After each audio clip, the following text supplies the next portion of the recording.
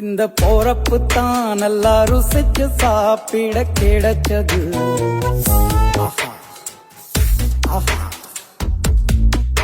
அத நினைச்சுத்தான் மனோபோலகம் முழுவதும் பருக்குது.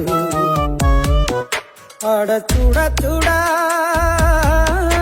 அட சுட சுட அந்த மதுரை மல்லிப்பூ இட்லியே மீன் குழம்புல கொஞ்சம் புரட்டி சாப்பிட எச்சிலு ஊறுது உள்ளுக்குள்ள. இந்த போறப்பு தான் நல்லா ருசிச்சு சாப்பிட கிடைச்சது. இந்த போறப்பு தான் நல்லா ருசிச்சு சாப்பிட கிடைச்சது. அத நினைச்சுத்தான் மனோபோலகம் முழுவதும் பருக்குது.